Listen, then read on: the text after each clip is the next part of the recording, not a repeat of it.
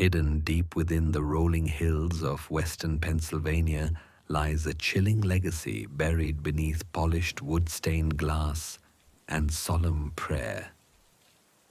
Scattered across 17 different churches, from the cobblestone chapels of Philadelphia to the wooden sanctuaries clinging to the edge of the colonial frontier, are relics unlike any others in American ecclesiastical history. Small fragments of bone, shreds of preserved flesh, locked in ornate reliquaries, revered as holy, and yet no historian can say exactly where they came from. Between the years 1745 and 1792, more than 73 individuals vanished from the very communities now home to these relics. Devout men, pious women, and most disturbingly, children without families whose disappearances were explained away, then later canonized by local religious authorities. Official records offer silence. But deep within the vaults of the Philadelphia Historical Society rests a sealed manuscript, its pages the final testimony of 3 witnesses who uncovered the truth behind those sainted bones. The Whitmore family workshop, the place where human bodies were quietly transformed into relics of the sacred. That manuscript, sealed at the request of multiple churches, has remained hidden for centuries. But through meticulous investigation and a persistent trail of faint clues, I have unearthed a story the religious establishment never wanted told. Before we plunge further into the macabre legacy of the Whitmore family, take a moment to subscribe to this channel if you dare. Leave a comment below with your state. Who knows, perhaps your local church houses a secret older than the nation itself. Let us now descend into this forgotten chapter of American religious history.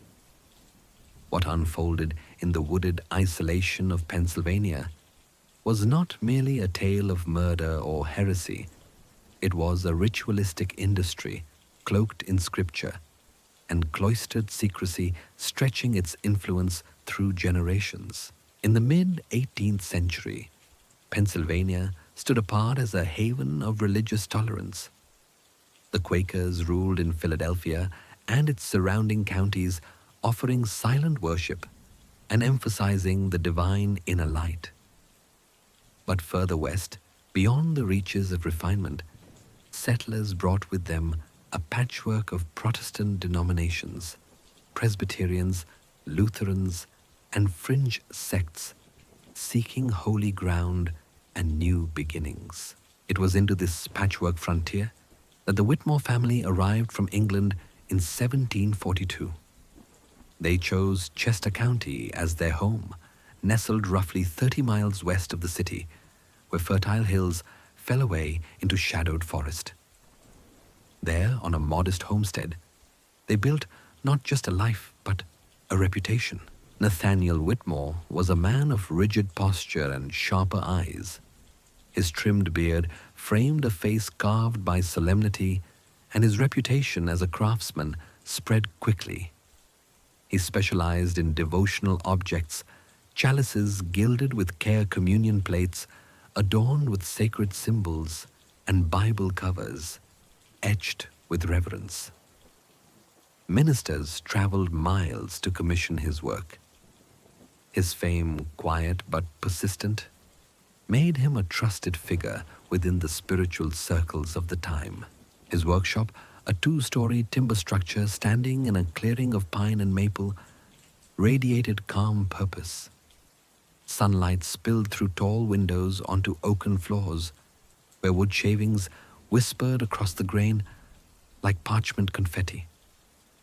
Here, Nathaniel greeted pastors and church elders, listening intently to their requests, returning days later with objects of haunting beauty and divine precision. Beside him stood Elizabeth Whitmore, a woman of pale features and deft, silent movements. Neighbors praised her discipline, her grace, her endless patience in managing the household and their 4 children.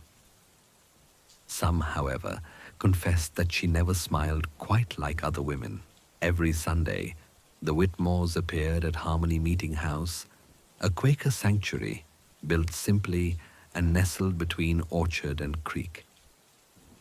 They worshipped in silence, offered calm insights when called upon, and rarely spoke beyond what was required. Their eldest son, Thomas, aided in the workshop. Daughters Mary and Sarah tended the garden and kitchen with equal efficiency, but it was William the youngest who inspired whispers. Pale, slight, and uncommonly quiet, William spent most of his time wandering the woods. He returned with moss feathers, bones, and beetles, which he preserved and catalogued with unsettling precision. His parents called it scientific curiosity. The neighbors called it something else. They didn't say what. Colonial life in Chester County was never easy. Harsh winters starved the land. Illness struck without warning. Native resistance reminded settlers of their fragile grasp on the frontier. And yet, in those dark woods and darker nights, something stranger still took root. Something more enduring. Something holy and horrifying. And yet the era was not solely one of hardship and survival. The mid-18th century brimmed with spiritual intensity and religious competition.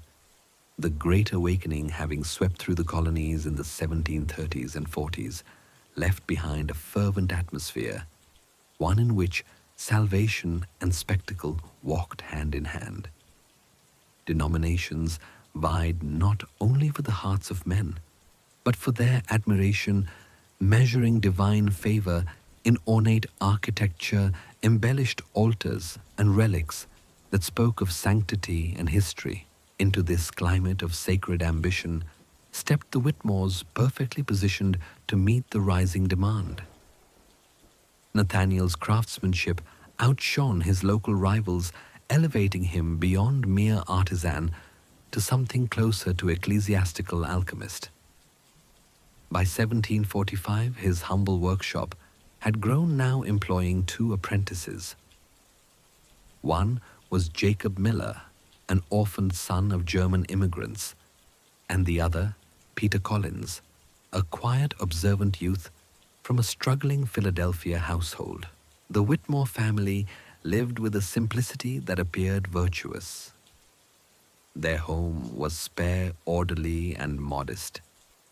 The glow of industrious routine and practiced piety cloaked their lives so well that none suspected what truly transpired when dusk settled and the workshop's shutters were drawn tight. It began, as many horrors do, with a disappearance that barely raised alarm.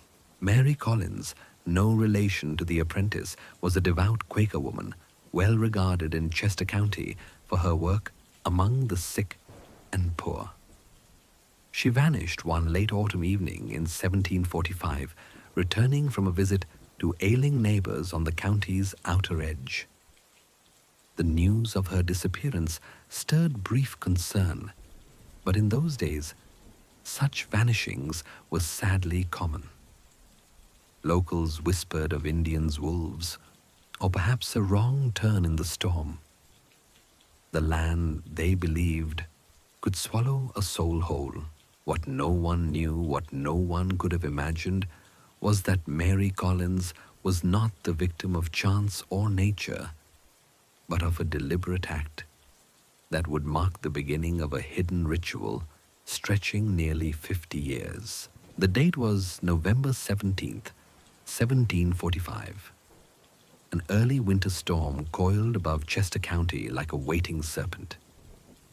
The sky darkened prematurely, and the air, sharp with frost, bit at the trees, scattering brittle leaves across the rutted roads.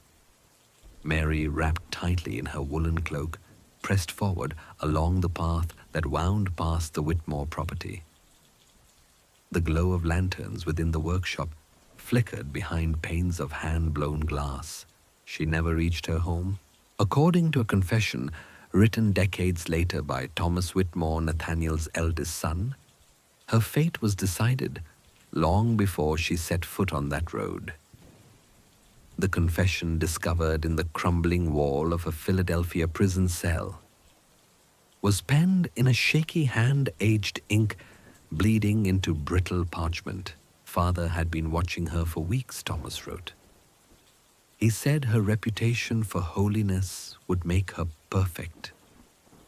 God had revealed to him a great purpose to bring true sanctity to the colonies through vessels fashioned from flesh and bone. As she passed the wooded edge of the property, Nathaniel stepped from the tree's lantern raised, calling out. His voice, pitched with desperation, told of a lost son, young William Frail and prone to wander, now vanished into the forest's darkening veil.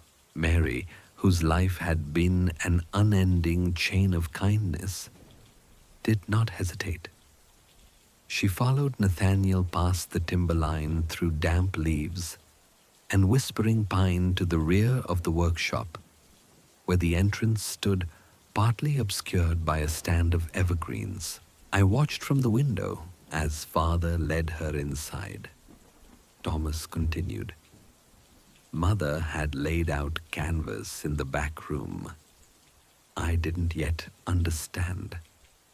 I thought we were making representations, symbols not. The script trailed into illegibility. At this point, the pen strokes erratic, as if his trembling hand could no longer sustain the weight of the memory. What happened within the confines of that back room was never fully described, and perhaps mercifully so. But the aftermath was recorded with clinical detail. Mary's body was not buried, nor was it mourned. It was processed carefully, methodically over the next 3 days. Nathaniel, having studied anatomical preservation techniques from Old English medical texts, instructed his son in the treatment of human tissue. A mix of salt-crushed herbs, resin, and oils was applied to slow decay.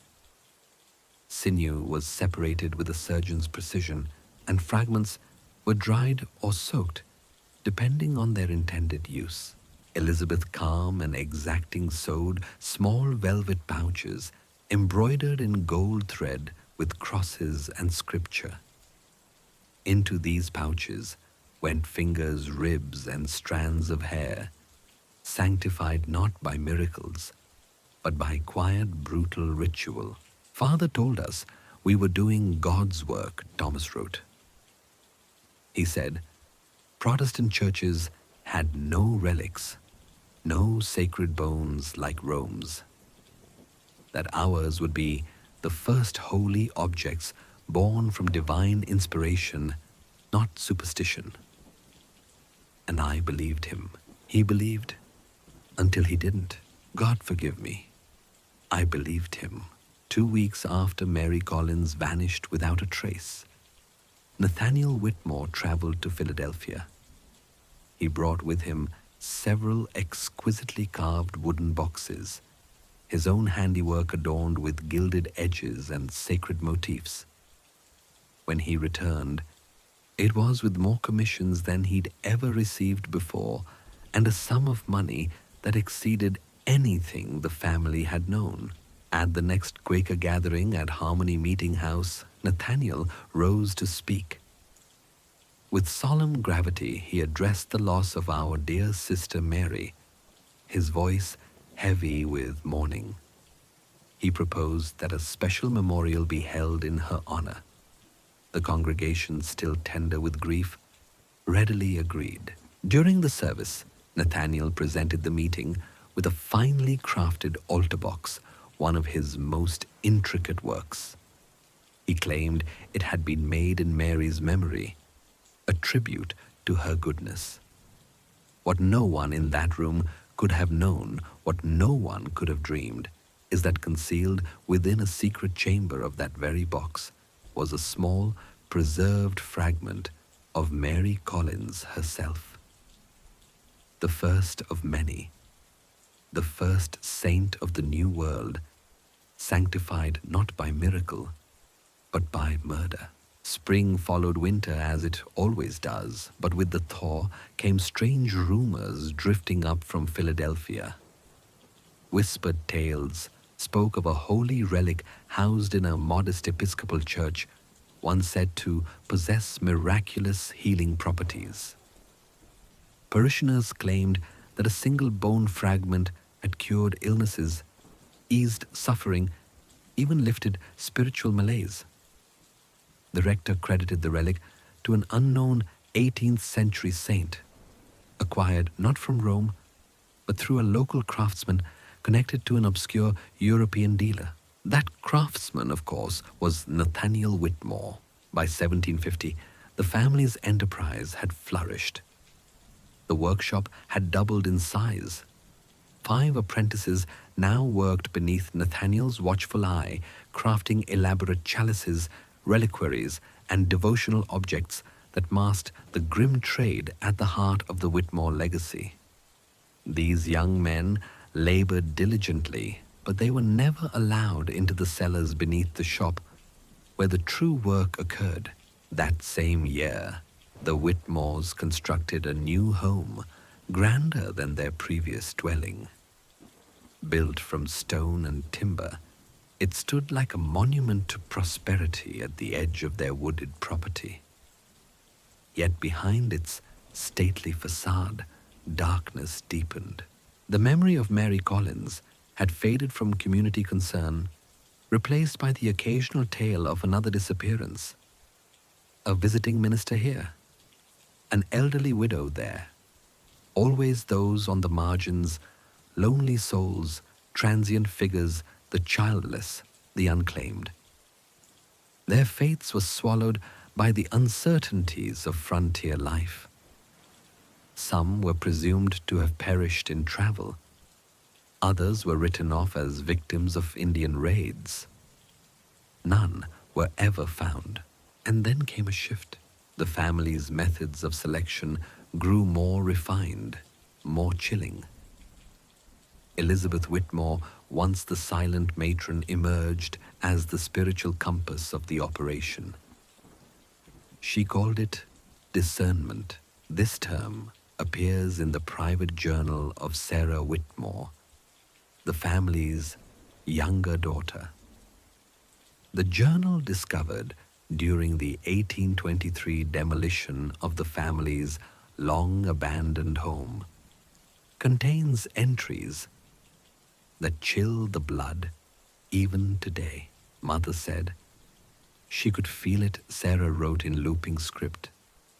She would look at someone and know, just know, that they were touched by heaven, that their bones would shine with grace. Elizabeth claimed divine insight, that God whispered to her the names of those whose flesh was meant to become vessels of veneration. These were not murders, she insisted. These were sacred elevations. The chosen were not stolen, they were delivered.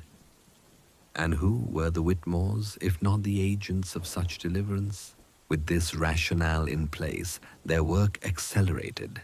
Nathaniel's reach extended far beyond Chester County. He cultivated relationships with ministers from New Jersey to Virginia, presenting himself as both master craftsman and spiritual intermediary. With strategic donations, flawless work, and a web of confidential claims about ancient relics smuggled from Europe, he gained the trust of an ever-widening circle of churchmen. His argument was always the same. For centuries, the Catholic Church had hoarded sacred power in the form of relics, saints' bones, bloodied cloths, fragments of martyrdom. But Protestant congregations, he said, need not go without. They could possess their own relics, free of papal superstition, relics of the Spirit, not of the Vatican. And if those relics came quietly, without inquiry, without official blessing, well, what was that, if not discretion? Father told them Thomas Whitmore later confessed that they were not betraying their faith, but enhancing it. He told them that these relics would bless their congregations, draw in the faithful, elevate worship, and he made them believe, especially those who hungered for influence, especially those who wished their churches fuller, their pulpits louder, their pews more tightly packed. Power cloaked in holiness offered itself through bone and blood, and many reached for it with open hands. The Whitmore family's enterprise, once confined to a solitary workshop deep in the Pennsylvania woods, quietly expanded into a vast and carefully orchestrated network. Collaborators, most of them innocent of the operation's true nature, were tasked with collecting testimonies, stories of miraculous healings and spiritual awakenings, all tied to churches that housed Whitmore-supplied relics, filtered back to Chester County like whispers on a holy wind.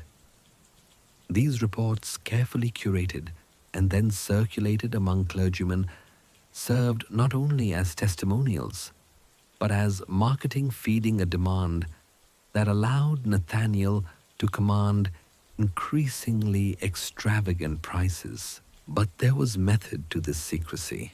Nathaniel advised his ecclesiastical clients to treat the relics as sacred confidences reserved only for the innermost circle of church elders. The artifacts were not for the common parishioner's gaze or touch. They were to remain cloaked in spiritual exclusivity. This tactic, designed to reduce exposure, had the dual effect of elevating the relic's perceived sanctity and mystique. After all, what was more divine than a miracle hidden in plain sight? Of course, what these reverends, deacons, and bishops never suspected was that the holy remnants they'd acquired, pieces of supposed martyrs from medieval Europe, had not traveled across oceans nor survived the centuries. They had been created only weeks prior in a quiet Pennsylvania cellar from the remains of men, women, and children taken from their very communities. In the spring of 1753, the first serious threat to the operation emerged. Dr. Samuel Winters, a respected physician from Lancaster, was asked by one of his patients to examine a relic said to have cured them. The relic, a preserved sliver of tissue sealed behind glass in a silver cross, was presented as centuries old, originating from a 12th century monastic healer. But Dr. Winters was unconvinced. Upon close inspection, he noted that the preservation techniques were inconsistent with known European methods. The tissue, though treated skillfully, exhibited none of the expected age-related decay. It was, he suspected, no more than a few months old. Disturbed by what he had found, Dr. Winters planned to return to Philadelphia and consult with colleagues. He never arrived. The physician vanished during his journey, and no trace of his body was ever found. 1 month later, a new relic of finger bone attributed to a 12th century holy man surfaced in a Presbyterian church in New York. It had been delivered anonymously, accompanied by forged documentation. Whether the relic was Dr. Winters's own finger remains a matter of speculation. The years marched on, and the Whitmore children matured into their roles within the family's dark vocation. Thomas, ever the obedient eldest son, became Nathaniel's right hand, overseeing logistics and product distribution. William, the youngest, and by far the most troubling, pushed the boundaries of the preservation craft. He experimented with techniques so precise, so disturbingly effective, that his relics could pass even the scrutiny of the most skeptical clerics. William's fascination with anatomy and decay bordered on obsession. He kept journals filled with diagrams, tissue studies, and disturbing annotations. His work became the backbone of the family's evolving product line. Mary and Sarah, meanwhile, managed the business front. They handled correspondence, organized ledgers, maintained the family's public persona, and more importantly, laundered their increasingly vast profits through a string of legitimate investments. Their manner was cool, efficient, and impeccably polite, perfect masks for the horrors beneath. As the American colonies moved toward revolution, the Whitmores adapted with calculated neutrality. The war disrupted transatlantic trade, severing many churches from their European suppliers. This scarcity proved advantageous. With few alternatives, congregations turned to domestic artisans for their spiritual needs, and Nathaniel was ready to provide. The Whitmore workshop became one of the only dependable sources of ecclesiastical objects in the war-torn colonies. They played both sides, offering support to patriot and loyalist congregations alike. They flew no flags, gave no speeches, but always ensured that orders were fulfilled, so long as the coin was clean and the questions were few. Then came 1781. As the Revolutionary War neared its bloody conclusion, the Whitmores sensed a shift, one that would prove to be their undoing. Independence brought upheaval and hunger for renewal. Churches damaged or desecrated during the war needed rebuilding. Congregations, long fractured by politics and violence, yearned for divine reassurance. From this spiritual longing emerged a new market, one more desperate, more fervent than anything the Whitmores had seen before. The people needed saints. The people needed proof of holy intervention. The people needed relics, and so the Whitmores gave them relics. But their methods took a darker turn. In February of 1782, an orphan boy named Joseph Miller vanished from a church-run asylum in Philadelphia. He was 10 years old, small for his age, quiet, thoughtful, a child with solemn searching eyes and a gift for prayer. The clergy had come to adore him.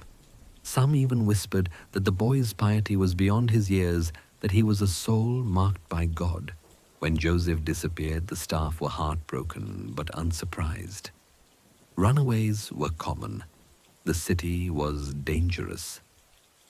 And so the search was brief, the mourning quiet. What no one knew was that Joseph Miller had been chosen, selected not for adoption, not for schooling, but for sanctification. By the time his name faded from memory, his relics, fragments of bone strands of hair woven into a rosary, had already made their way into churches across 3 colonies. Joseph Miller's disappearance raised few alarms. In the world of 18th century orphanages, children vanished with grim regularity. A runaway, they said. A boy too tender for the streets, perhaps swallowed by the slums of Philadelphia or lost to the wilderness. The investigation was brief and soon forgotten. 3 months later, in the small town of Reading, Pennsylvania, the Church of St. Michael made headlines among religious circles. Parishioners there reported a series of miraculous events centered around a newly acquired relic, what the clergy described as the preserved heart of a child martyr from the early Christian era. Congregants claimed divine interventions, particularly involving children. Fevers broke overnight, lame boys walked, silent girls spoke, mothers wept, and gave thanks. The relic displayed behind thick glass and framed in gold became the church's sacred heart. Attendance soared. Tithes flooded in, and soon other churches clamored for their own holy relics with real power. Sarah Whitmore's journal, written in cramped script and stained with what appeared to be old tears, captured the moment the family crossed a line from unholy to monstrous. It was William who suggested the children she wrote. He said their purity made them more powerful vessels for God's work. Father hesitated, but the prophet potential persuaded him. God forgive me. I said nothing. Between 1782 and 1785, at least 16 children, mostly orphans, some from desperate families, vanished within a day's travel of the Whitmore estate. Each disappearance caused ripples, whispered concern, a few search parties, and then resignation. People blamed the wilderness, the harshness of the times, or traveling predators known to snatch children for sale in distant cities. Few ever suspected that the true predators lived behind the doors of a respected Christian family estate. At the same time, the market for so-called child saint relics exploded. These items were 5 times more expensive than those sourced from adult remains. Their spiritual power said the sellers was unmatched. Their innocence shone like a beacon from the other side. The Whitmores prospered as never before. They purchased land, established businesses, and made political donations under false names. With each transaction, their public image hardened into something unassailable. They became benefactors, patrons, Christian paragons. But scale brings risk, and the business required more hands. 2 apprentices were selected for deeper initiation into the family's secret. They were sworn to silence, trained, paid well. One of them, Daniel Foster, would become the beginning of the end. By the fall of 1785, strange rumors reached the ears of the Quaker leadership in Philadelphia. Among their famously austere communities, relics had begun to appear, strange objects said to enhance prayer, open one's heart to the divine or cure ailments. This disturbed many within the Society of Friends, whose theology condemned all idolatry and material intermediaries between soul and spirit. Elijah Thompson was chosen to investigate. A Quaker minister with a background in law, Thompson had earned respect as a patient, principled investigator of complex church disputes. He had an uncommon gift diplomacy without compromise. And now his task was clear.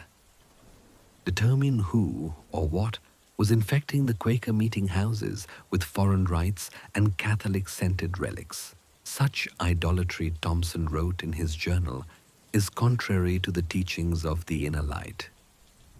Yet it has crept among us, carried in small boxes and glowing testimonials. He began his inquiry in Philadelphia, tracing the origins of various relics, now held quietly in meeting houses across the city and beyond. A pattern emerged regardless of the initial supplier.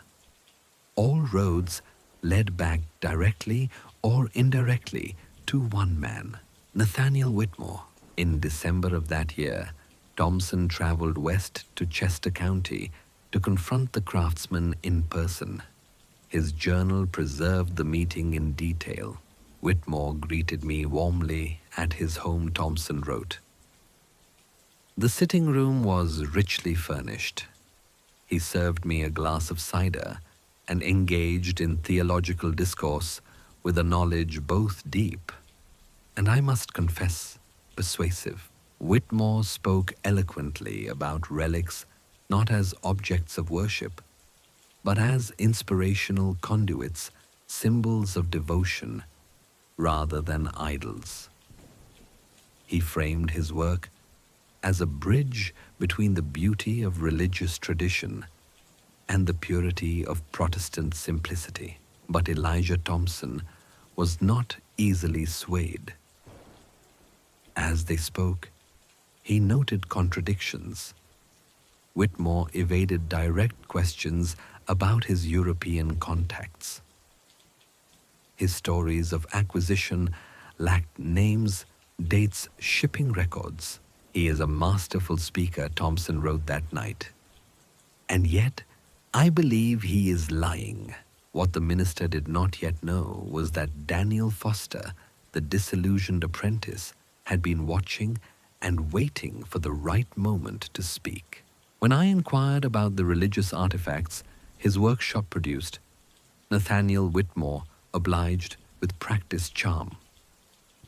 He led me into the public workroom, sunlit, meticulously clean, and filled with the scent of fresh-cut wood and varnish. Inside, apprentices bent over communion sets, chalices, and gilded scripture covers their focus intense and seemingly innocent. Whitmore spoke fluently about his European contacts dealers in antiquities, guardians of old catacombs, bishops in distant cities. He even produced papers aged, stamped, and bearing seals in Latin script. Impressive, yes, but to a trained legal mind like mine, they rang false. Names didn't match shipping logs. Locations lacked historical precedent. Dates conflicted subtly but consistently. It was a web of plausibility, but riddled with imperfections like a mask cracked just beneath the paint. I left the meeting troubled but empty-handed. Back in Philadelphia, I continued the work interviewing ministers, church elders, and lay people who had encountered the relics or claimed miracles. I took notes. I made maps. And slowly, a troubling pattern emerged. The most dramatic miracles I recorded in my journal often occurred when someone loosely connected to the Whitmore family was present. A traveling worshipper, a merchant's cousin, always new to the community, always gone by the time questions were asked. Certain names recurred in different parishes. Their testimonies, always breathless and passionate, were eerily similar down to the phrasing. When I traced their movements, the pattern was unmistakable. Their paths, like the spokes of a wheel, all led back to Chester County, to the Whitmore estate.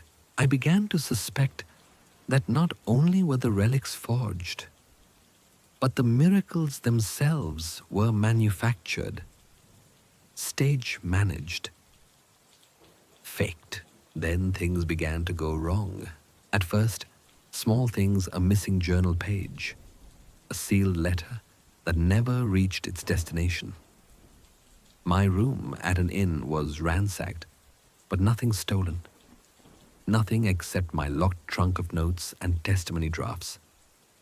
It had been opened, its contents rearranged, some papers missing. There were no signs of forced entry. It is as if the air around me has changed, I wrote. The shadows grow longer. My footsteps echo behind me. And the eyes that watch no longer blink. In February 1786, I returned to Philadelphia, determined to deliver my findings to the yearly meeting. The night before my presentation, I dined with the trusted elder and his family. By morning, I could barely stand. Physicians later said, poison. They could not say what kind. I lingered for weeks in a haze of fever and nausea. The investigation was halted, and while I lay weak in bed, certain forces moved to erase all trace of what I had found. But Providence intervened not through angels, but through a trembling, guilt-stricken young man, Daniel Foster, an apprentice to the Whitmore family. Foster had been partially initiated into their secrets, trusted just enough to fetch tools, prepare materials, and occasionally assist in late-night rituals of preservation. For a time, he complied, until the night he witnessed the processing of a young girl 12 years old, small-boned, her hair shorn, at the temple. She had come from a Methodist orphanage. She had no name in the records, only a code. Foster did not know what had broken in him that night. But something did.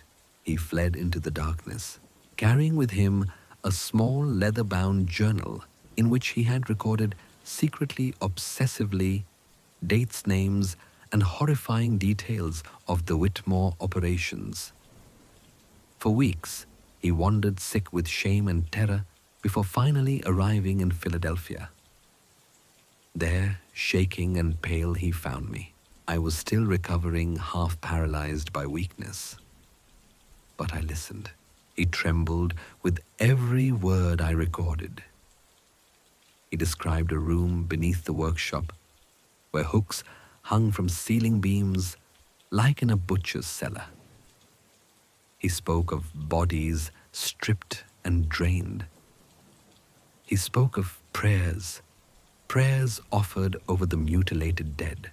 Foster described tools designed for precise dismemberment knives, shaped like surgical instruments, scalpels for lifting skin without damaging muscle tweezers, crafted to remove finger bones intact.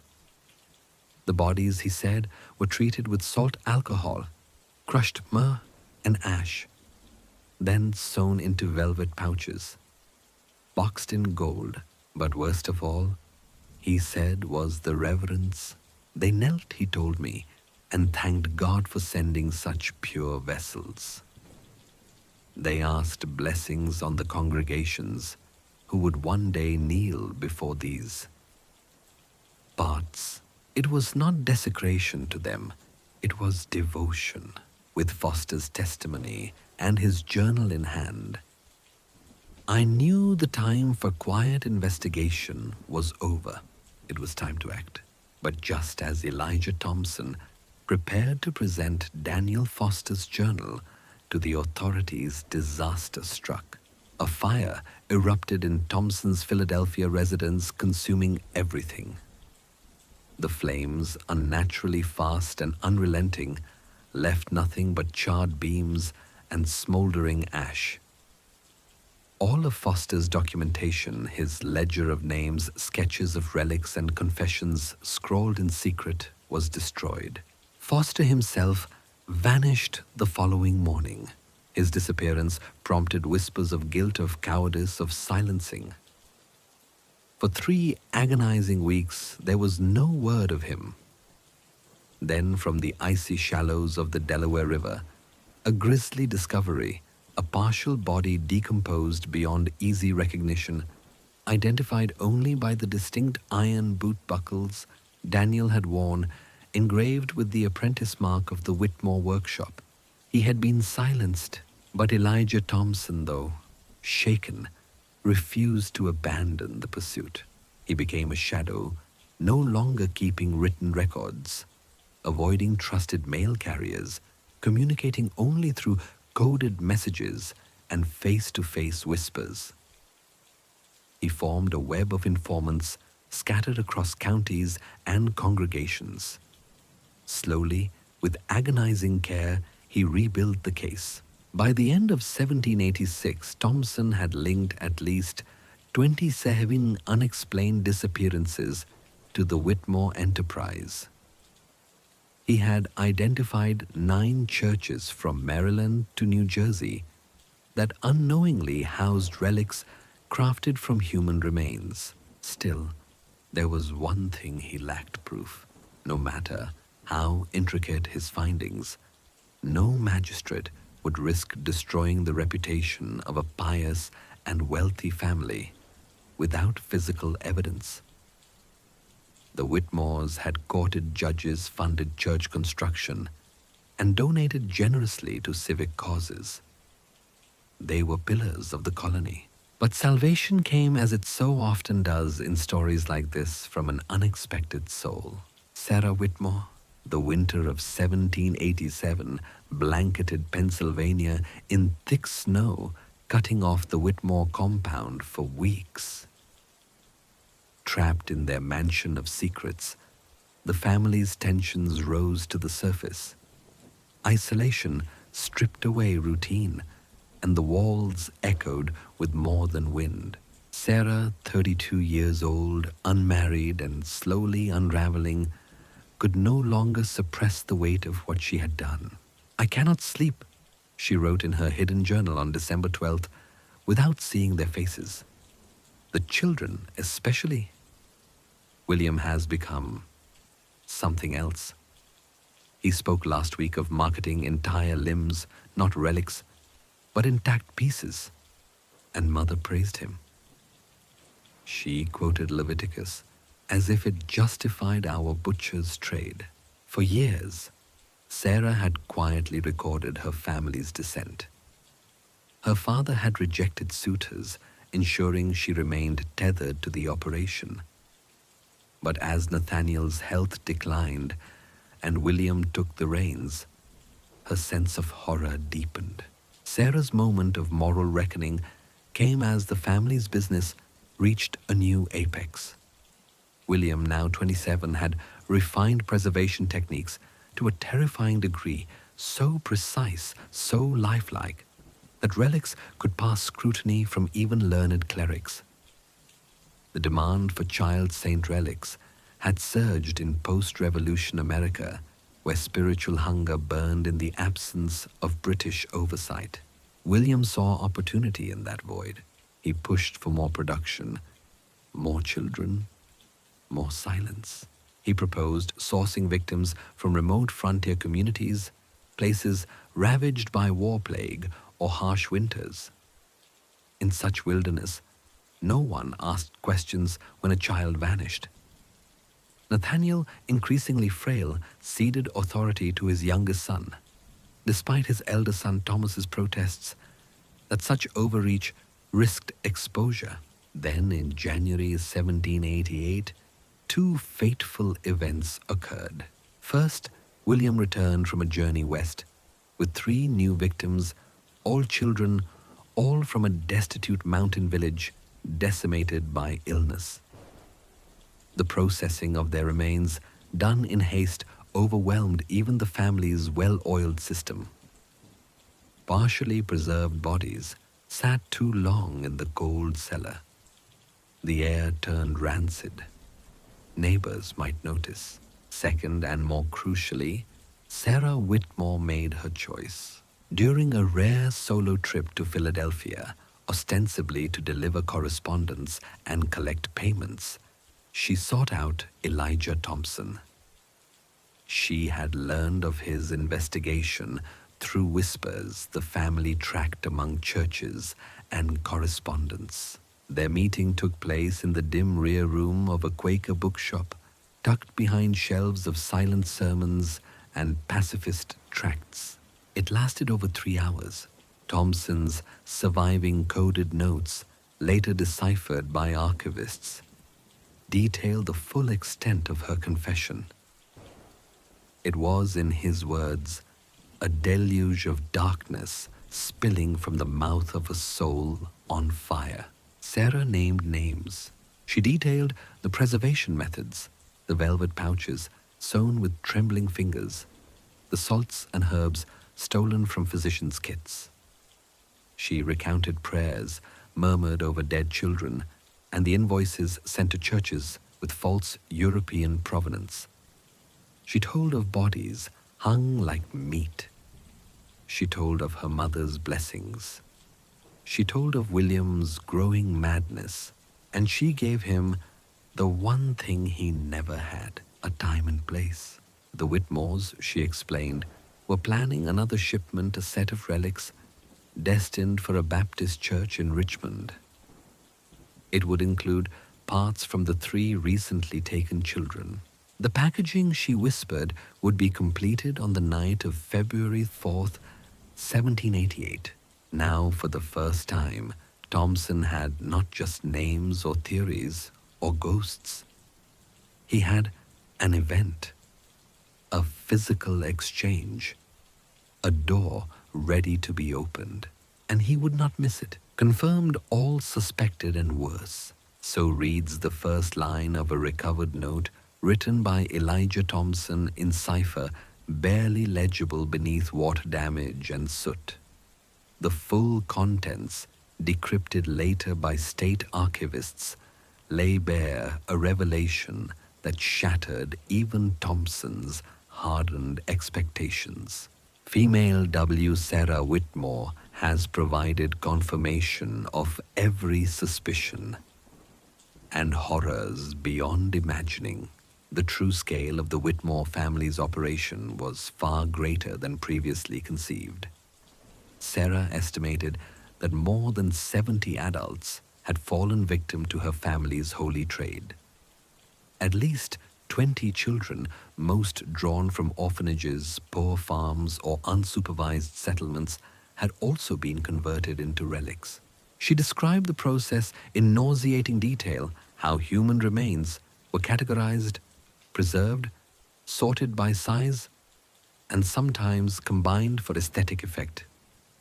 Most chilling was her account of the underground chamber beneath the workshop, a space unknown to all but the family and a few fully initiated members. There, laid out like a butcher's apothecary, were samples from every victim. Small labeled fragments were kept as quality control references, preserved in oils or salts, and indexed meticulously. Each fragment was tagged with a name date of acquisition and destination. It was a system designed not by madmen, but by organized, calculating minds that believed themselves agents of divine purpose. And Sarah revealed one final key to the House of Horrors, a ledger kept by Elizabeth Whitmore herself. The matriarch of the operation, it contained an unbroken record of every acquisition and distribution from the very first relic to the most recent. Names, dates, amounts paid, churches supplied, victims claimed, all in Elizabeth's graceful, chillingly calm handwriting. I know I damn myself. By revealing this, Sarah reportedly told Thompson, and I expect no mercy in this world or the next. But the children's faces, they give me no peace.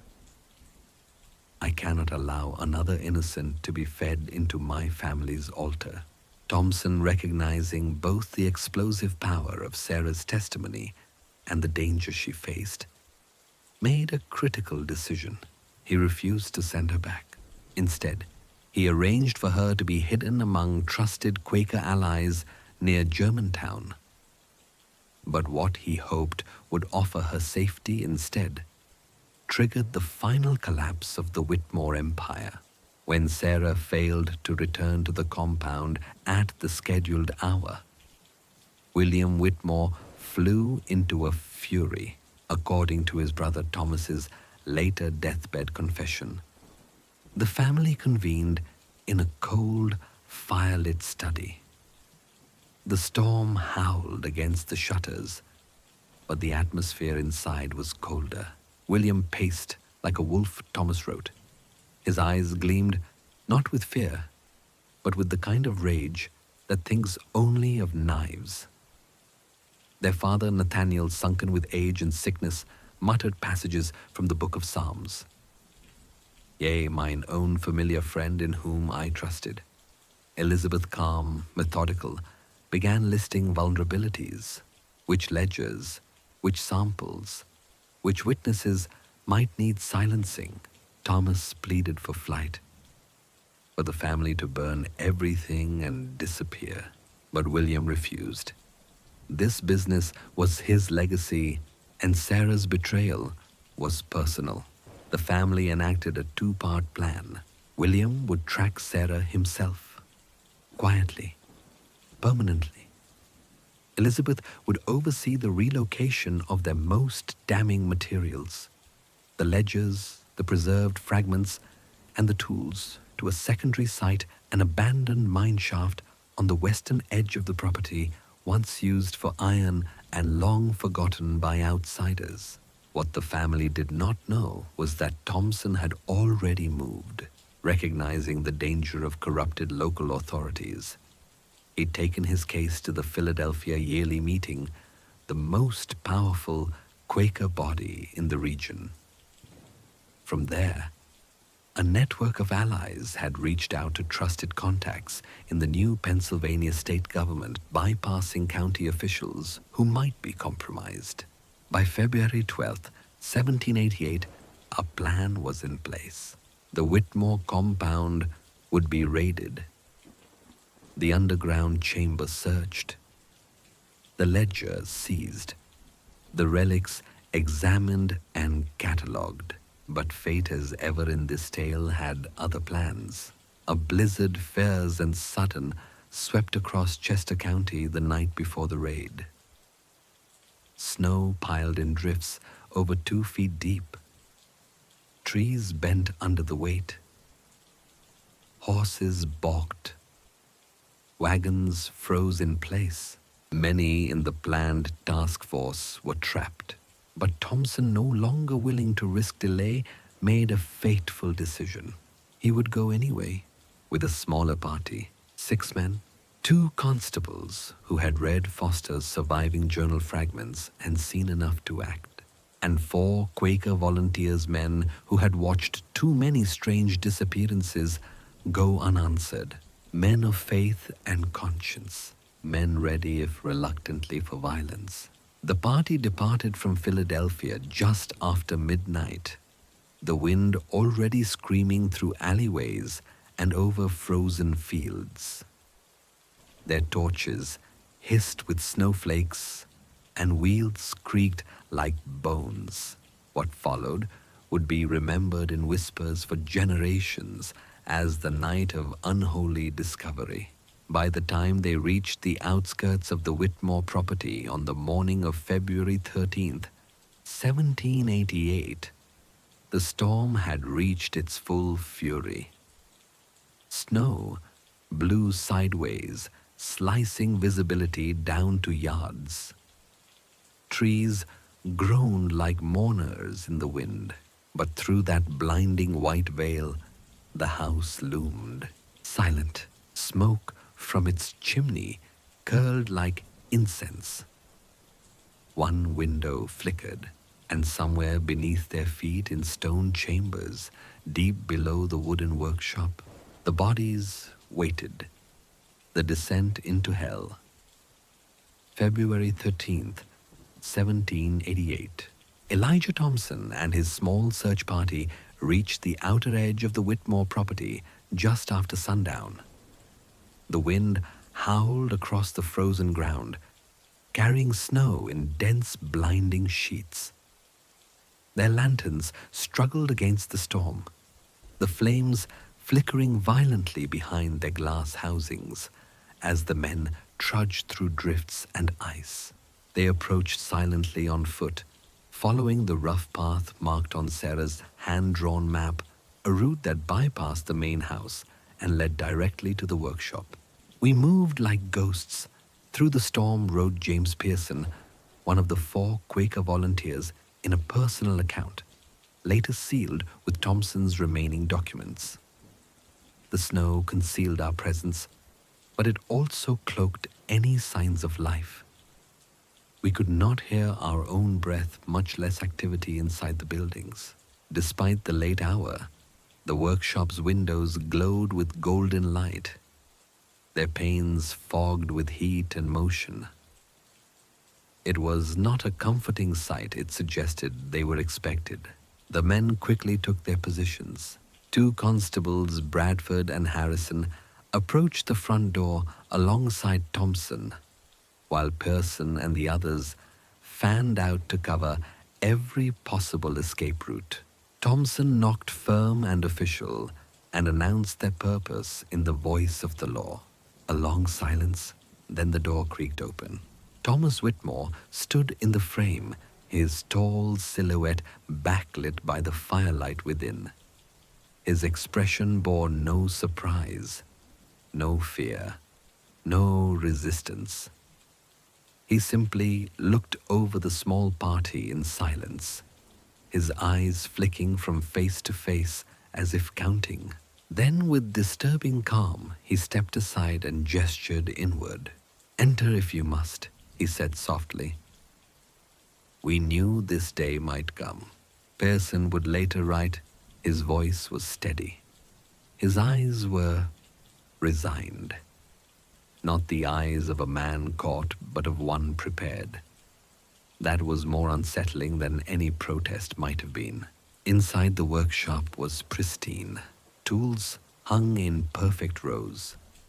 Chalices and crosses, half-carved, lay atop workbenches.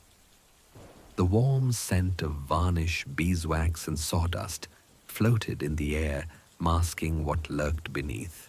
Thomas stood with hands folded at his waist, answering Thompson's questions with clipped syllables, barely lifting his eyes, except when they drifted again and again toward a large wooden cabinet against the far wall. His gaze, so compulsively drawn to it, did not go unnoticed. Constable William Bradford, acting on instinct, crossed the room and opened the cabinet. Inside sat a small black velvet pouch, carefully tied and embroidered with a gold cross. He unwrapped it and froze.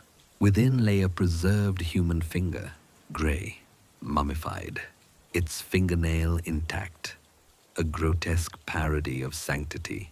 Bradford turned to Thomas, who had now dropped to his knees, his voice trembling in fractured prayers.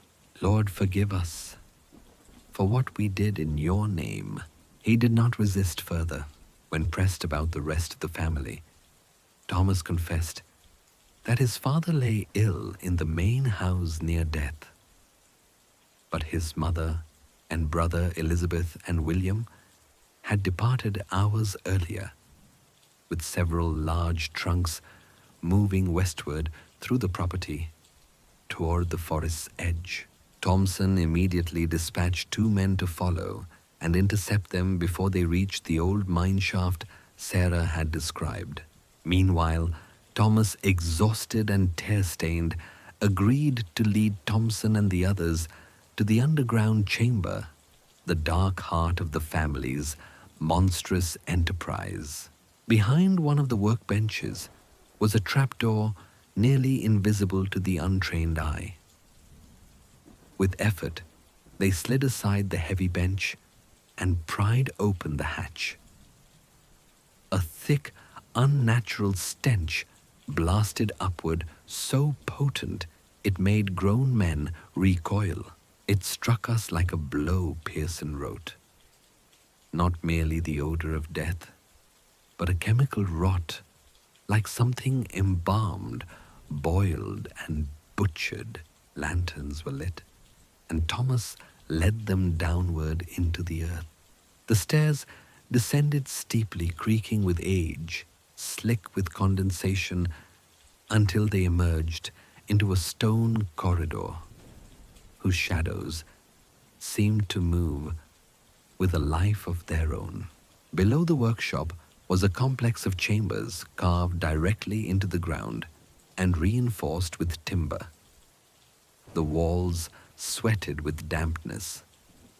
The air was thick, not just with rot, but with something else. A sacred wrongness. The first room resembled the upper workshop, but with a surgeon's precision. Blades, hooks, bone saws, glass jars labeled with dates and initials, crucifixes smeared with wax and old blood, a table for dissection iron fittings, and drain holes still stained brown, cloths soaked in substances No man should breathe. There were no attempts at concealment, wrote Pearson.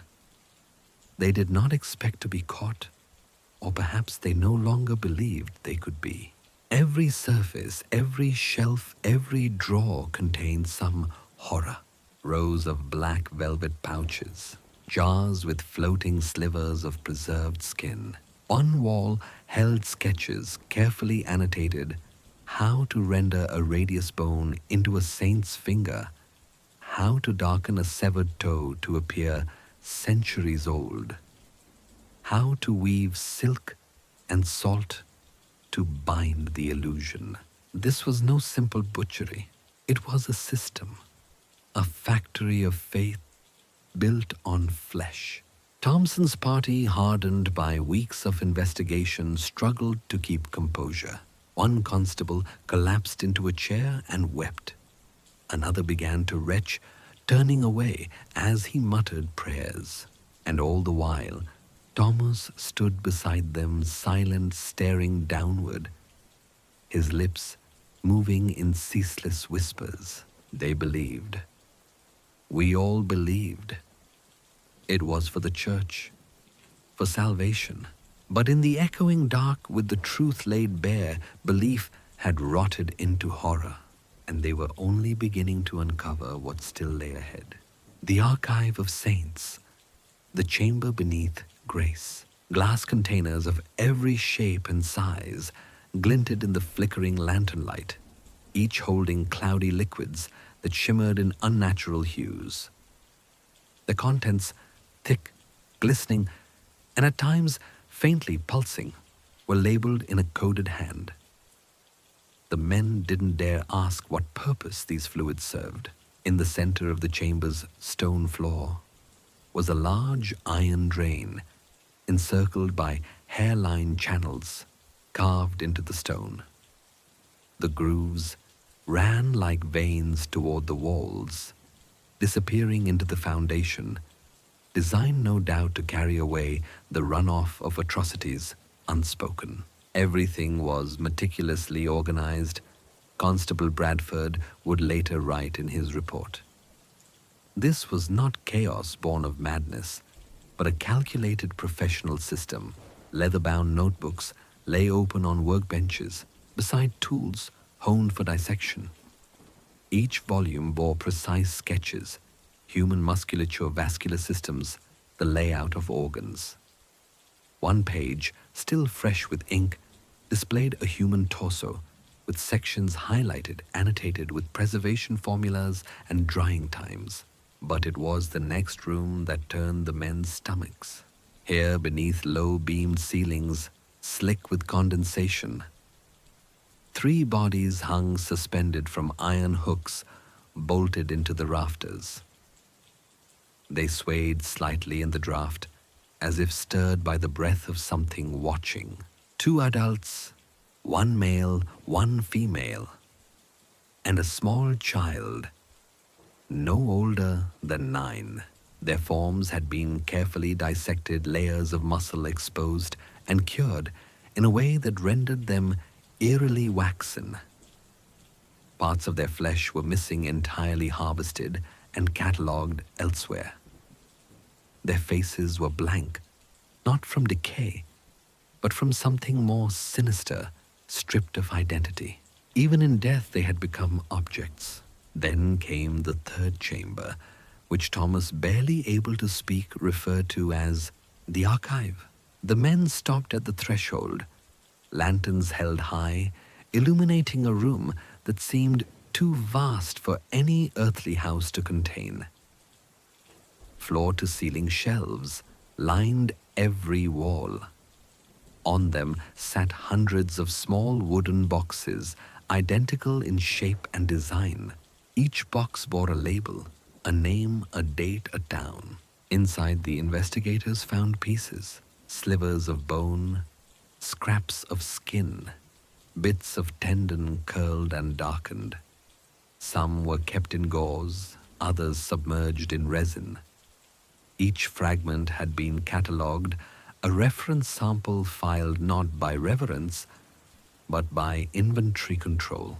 At the room's center stood a massive table, and atop it sat the ledger, Elizabeth Whitmore's master record. It was a book of terror masquerading as business. This volume documented in cold commercial terms. Thompson later wrote, the acquisition of victims, the processing of their remains, and the distribution of resulting relics to churches throughout the eastern seaboard.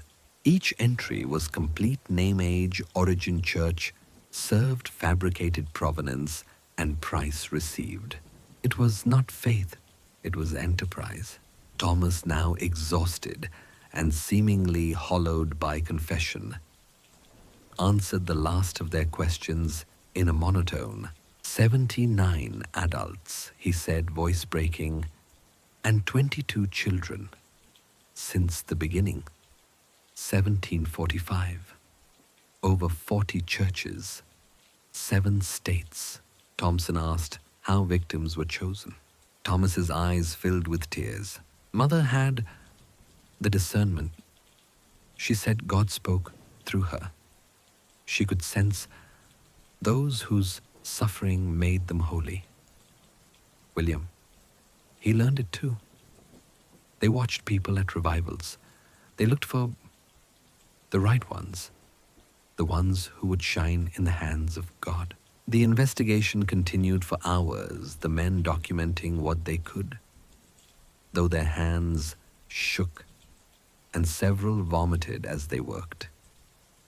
Each room uncovered another layer of horror, but the worst of it was not over. As dawn's pale light began to creep through the frosted glass above, the silence above was shattered by screaming and footfalls. They rushed back up to the workshop level. 2 men the volunteers sent to intercept Elizabeth, and William staggered inside. One collapsed, blood gushing from a deep knife wound in his shoulder. The other, wild-eyed and panting, shouted. They fought God help me like demons. They had found the Whitmores at the old mine shaft loading crates down into the earth. At first, Elizabeth had tried to bargain. She offered us money, the man said. Said we didn't understand. Called it holy work. But William had circled behind them. Then came the attack, a throat cut in silence. A blade flashed red in the dim light. He didn't hesitate, the survivor whispered. Didn't blink. He enjoyed it. The Whitmores had escaped into the woods, fleeing westward on foot, carrying with them only what they could manage. As sunlight finally pierced the storm, messengers were dispatched to every surrounding county.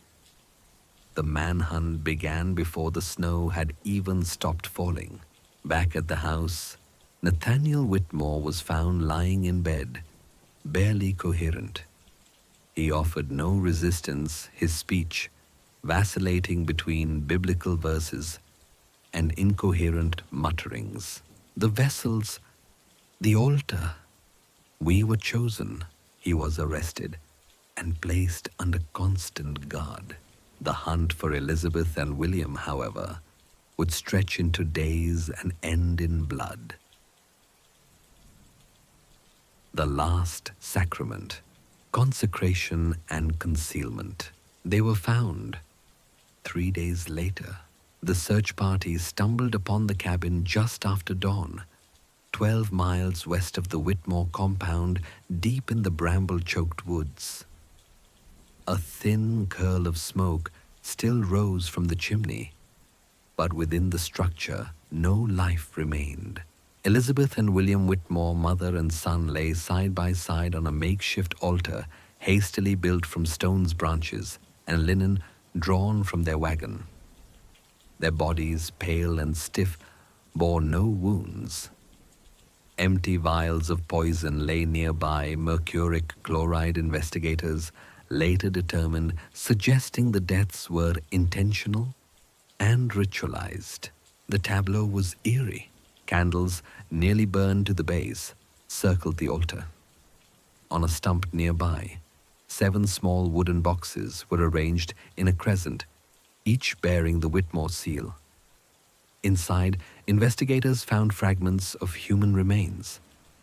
Attached notes, written in Elizabeth's unmistakable hand, referenced a final sanctification, claiming that through their self-sacrifice, these last relics would become truly divine. The true meaning of the rite they attempted has never been understood. What is known is that William's blade was never drawn. No violence marred their end-only conviction and the desperate delusion of redemption through death, judgment, and silence. The surviving son, Thomas Whitmore, stood trial in Philadelphia in April 1788 due to the grotesque and religiously volatile nature of the crimes. Proceedings were conducted under strict secrecy, with courtrooms closed to the public and jurors sworn to lifelong confidentiality. The press was barred entirely. Thomas offered a full confession. He confirmed every detail of the underground chambers, the preserved children, the churches that received human relics, disguised as sacred artifacts. He spoke with sorrow, but also a strange clarity, as though at last he too had emerged from the long fever dream of his family's theology. On May 7th, 1788, he was hanged in a private execution attended by officials, religious delegates, and a small contingent of federal observers. No public notice was ever issued. The greater dilemma, it was not the execution that troubled authorities most. It was what to do with the remains, hundreds of fragments hidden in churches from Maine to Virginia, many already venerated, many already performing miracles in the eyes of the faithful. The moral paradox was staggering. Reveal the truth and risk shattering public trust in both church and state, or bury it and allow the lie to live on for the sake of order and belief. After months of deliberation involving state officials and religious leaders from multiple denominations, a compromise was reached.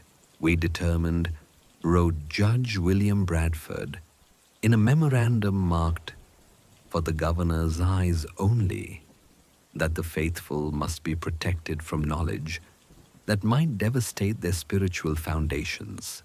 A final ruling was issued. All records sealed for a minimum of 100 years. All parties sworn to silence under oath.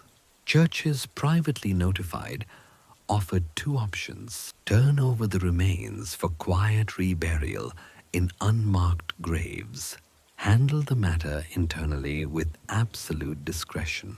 The third option, but what the committee did not anticipate, what no one truly could, was the third path chosen by many. Of the 43 churches listed in Elizabeth Whitmore's Ledger 17 did not comply. They chose to retain the relics knowingly, willingly. They continued to display them, venerate them, sell blessings in their name. Some even doubled down on the lies, commissioning new provenance documents, inventing new saints with vaguely European names and false martyrdoms. Their justifications were chilling. If miracles have occurred through these items, wrote one unnamed clergyman in a private letter to his bishop, who is to say, God has not claimed them. Perhaps in their unwilling suffering, they became sacred. Others were more pragmatic. Church records from the era reveal notes like, attendance has tripled. Donations have enabled repairs to the north wing. Pilgrims have traveled from as far as Connecticut. They saw the relics not as horrors, but as tools. God, they reasoned, had redeemed the evil through good. Elijah Thompson, who had risked his life and sanity to stop the Whitmores, never recovered from this revelation. In his final entry, before the record was sealed away in the Pennsylvania Historical Society, he wrote, "To knowingly retain desecrated flesh and call it holy is a heresy I cannot comprehend. That these churches would place growth before truth power, before penitence reveals that the rot Nathaniel planted has not yet been rooted out. It has taken seed in the very soil of our new republic. We ended the Whitehors, but I fear we have not ended what made them possible. The registry and the reckoning." Before his death in 1792, Elijah Thompson compiled what he regarded as his life's most solemn labor, a confidential registry of the Whitmore victims. Every name, every partial identity, every child or parishioner whose remains had been transformed into relics was recorded where possible alongside the location of their remains or the church that received them, bound in unmarked leather and stored in the Historical Society of Pennsylvania's restricted vault. The registry included this inscription: "Let these souls be remembered when truth is no longer feared. Let the lie be interred before the innocent are forgotten." Instructions accompanying the registry stated it was to be used only when the full truth could be publicly acknowledged without inciting religious or civil unrest. Until then, these names would remain in silence, waiting for history to catch up with justice. Erasure by fire. Soon after the trial, the Whitmore property was destroyed in a fire. Officially labeled accidental, a stray ember from a blacksmith's forge, perhaps witnesses told another story. Local officials, unwilling to risk souvenir seekers or morbid pilgrims, allegedly torched the compound themselves under cover of night. Whatever remained of the underground chambers, the altar where children were preserved and named as saints, the tools William had refined for surgical desecration, all of it vanished in smoke and ash. The land reclaimed by the state was later resold and divided. New families settled and built homes. No records mentioned what had once stood there. Sarah Whitmore's final years. Sarah, the reluctant daughter of a sanctified butcher's dynasty, was granted a new identity through Quaker intermediaries and relocated to Boston. There she lived out her years in obscurity, teaching, volunteering, and advocating for orphans and abandoned children, the very victims her family had once preyed upon. Her journal, preserved under a false name and only rediscovered in the 1920s, paints a portrait of a woman consumed by grief, yet unflinching in her penance. Each child I helped to safety and education stands against the darkness we created, she wrote in her final entry, dated June 1823. I do not expect mercy, but I hope, oh, I hope, that those we harmed found peace. I live so they may not have died entirely in vain. Sarah died childless, and alone her grave, marked only by initials. But her courage ensured the truth would not die with her family's name. A legacy in shadows. Though officials claimed to destroy all instruments and records relating to the Whitmore operation, whispers endured. Medical schools in Boston and New Haven were rumored to have preserved examples of the family's work skin that bent without cracking organs, that looked almost living years after death. In dusty collections of anatomical oddities, scholars would sometimes find methods not fully understood, even by modern standards, a blend of chemistry, craftsmanship, and cruelty. A few 19th century surgeons privately praised an unknown pioneer of preservation, unknowingly crediting techniques born in a cellar of murdered saints. No one dared speak the name William Whitmore, the fire that reopened the wound. In 1879, nearly a century after the raid, a fire at the Philadelphia courthouse damaged part of the civil archives. In the aftermath, clerks attempting to salvage waterlogged materials accidentally opened a sealed packet from the 1788 case. Among them, Thomas Whitmore's full confession, the map of the compound, and a fragment of the ledger with victim names. Though quickly resealed and hidden again, the damage had been done. Rumors reached a young reporter from the Philadelphia Inquirer who published a sensational account titled The Saints of Blood Hill. A true American horror.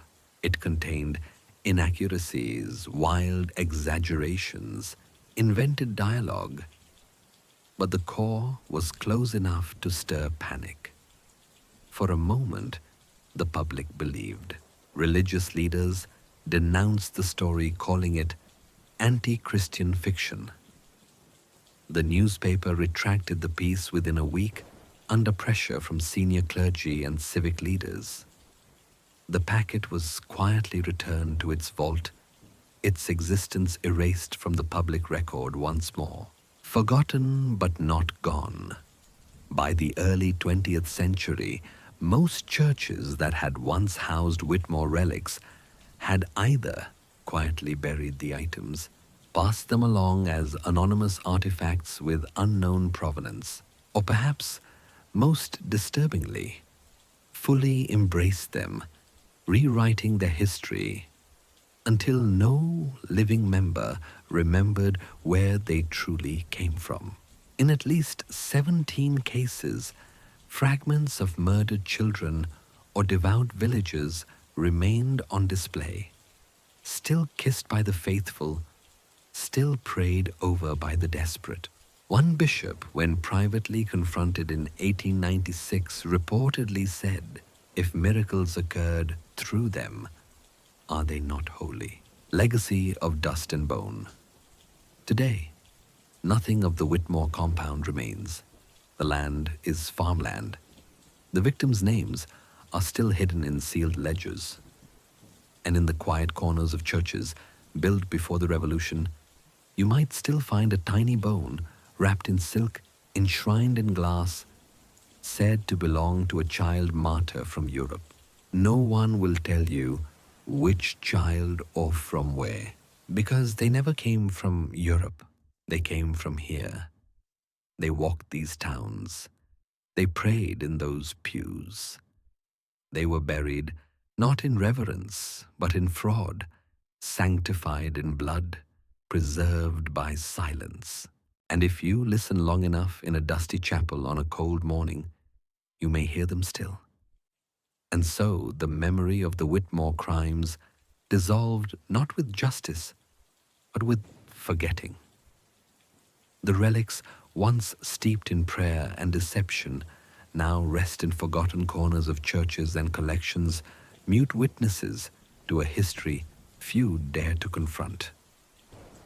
The victims, once stripped of their names and sanctified in fraud, remain scattered, hidden in altars, buried in unmarked ground, whispered about only in obscure archives and apocryphal accounts. The truth sealed in ledgers and silent hearts waits for someone to remember, for someone to ask, for someone to dig where others dared not. Until then, the saints of blood and silence remain enshrined, not in heaven, but in history's blind spot. In 1923, during renovations to the Pennsylvania Historical Society building, workers discovered a hidden compartment behind a bookshelf. Inside were the complete sealed records of the Whitmore case, apparently placed there by Elijah Thompson himself as insurance against their destruction. Recognizing their historical significance, the Society's director made the controversial decision to preserve the documents while keeping their existence confidential, catalogued under an innocuous title and restricted to qualified researchers with special permissions. The archive became a closely guarded secret. Yet, it was through this careful access that historians began piecing together the true scale of the Whitmore operation and the enduring impact it had on American religious practice. Perhaps the most disturbing revelation of these later investigations was the confirmation that human remains processed by the Whitmores continued to exist in church collections well into the 20th century, with some possibly remaining today. A discreet survey in 1967 identified 11 churches across the eastern United States that still possessed objects matching those described in the Whitmore ledger. Though most modern clergy were unaware of their origins, responses varied. Some reacted with horror and cooperated fully. Others denied, deflected, or refused to investigate further. The Harmony Meeting House, where the Whitmores once worshipped, still stands. Though abandoned since the 1930s, the simple stone building has become the subject of local superstition. Residents report unease when passing it at night, describing sensations of pressure, whispered prayers, or the sudden chill of being watched. Whether this is the product of folklore or something less easily explained remains a matter of perspective. Yet perhaps the darkest legacy of the Whitmore family is not physical at all, but psychological. The idea that sacred relics, objects venerated as divine, were in fact the butchered remains of innocent victims, forces us to ask painful questions. What is faith when it can be so easily manipulated? What does it mean that miracles were still reported? Healings, visions answered, prayers by those with no knowledge of the crimes. Is this proof of mass suggestion, coincidence, or something more difficult to explain? Could belief itself create a kind of reality independent of truth? In 1992, ground-penetrating radar surveyed the former Whitmore estate. Subsurface anomalies were discovered, matching the historical descriptions of underground chambers and a buried mine shaft. Limited excavation confirmed the existence of these structures, but no remains were recovered. The current landowners, disturbed by what they learned, refused further investigation. The site was reburied and quietly designated as historically significant, but not open to the public. The relics, what few remain, rest in glass cases and altar reliquaries, some still revered, some forgotten, some quietly hidden away. Their true nature, known only to a dwindling few. And now to you. If you've been captivated by this forgotten chapter of American religious history, we invite you to like this video and subscribe to our channel. Our growing community of truth seekers makes it possible to bring more of these hidden horrors to light. What secrets might still be hiding in your local church? Let us know in the comments below.